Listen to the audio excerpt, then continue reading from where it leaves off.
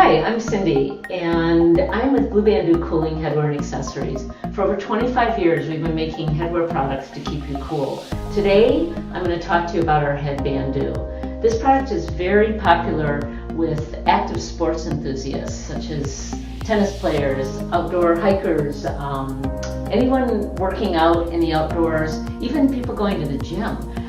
Because it stays on your head very well. We actually put 4 inches of hook and loop in the back so it can cinch down, and a double channel cooling chamber. To hydrate the headband, what we want to do is put the whole product in water, submerge it completely. And while it's in the water, we want to move the crystals throughout the chamber. In other words, just spread them out.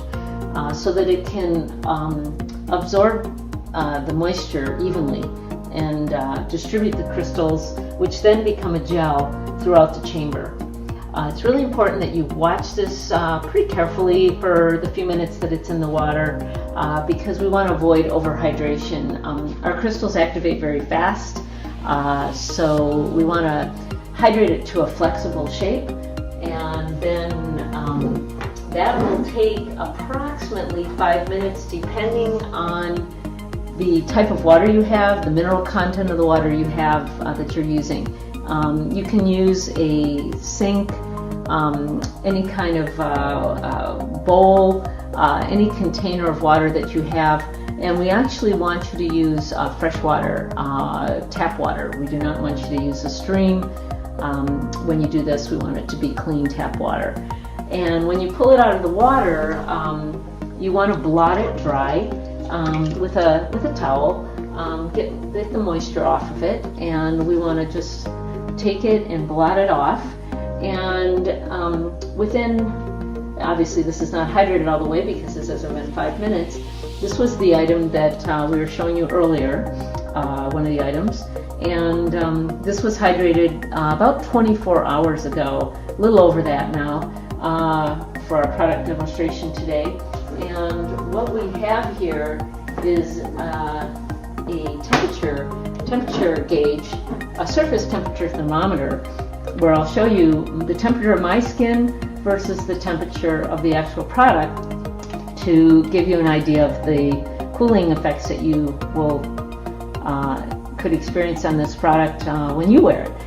84 degrees is my human temperature, my skin temperature, and the temperature of the product is 69 to 70 degrees. So that's about a 14-degree difference in temperature between the product and my skin. So I would be certainly feeling the cooling effects of this today. To wash the products, we suggest you use a liquid hand soap, brand of choice, whatever you prefer. The reason being is it's not highly concentrated, and this is going to be a hand washing process, so perhaps just squirt a little bit onto a washcloth, use a little bit of moisture, water, and while the product is obviously sometimes hydrated, you might have soils on it. So we want to use the liquid hand soap with the washcloth as a scrubber to get the stains out. And then what we want to do is we want to make sure that we really rinse it thoroughly and get all the soap out. You could do this when the product is dry.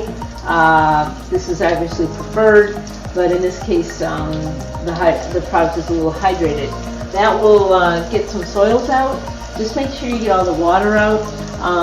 When you're, here's another example, when we're using it for the sport cap bandoo, which would be applicable to any of our hats, we want to use this as well to kind of use these washcloths as a scrubber is a great way to get stains out. And again, just rinse it really well because you obviously want to get all that soap out of there so it's not against your skin.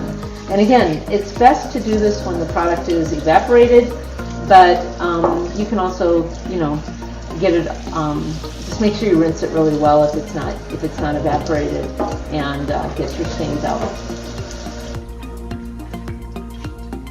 The last thing I want to share with you is how to store your Headbandoo product.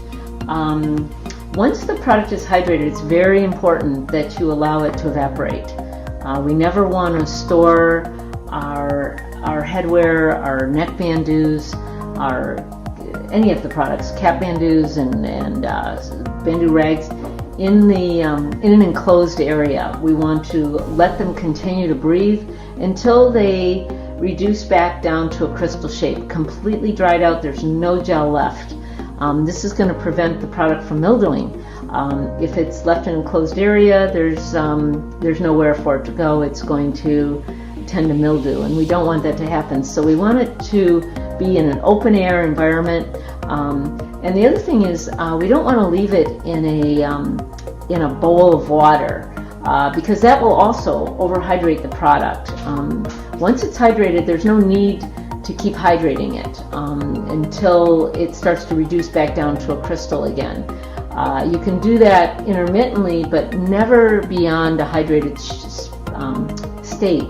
And we want to make sure you monitor it at all times. You don't want to just leave it in there, or else you're going to have an overhydration condition, which again will cause the crystals to ooze through the product, and you have to wipe them off and then wait for it to evaporate back down. Not the intended use of the product. We want to make sure we hydrate it to a flexible shape and let it dry out. Do not keep it in an enclosed area.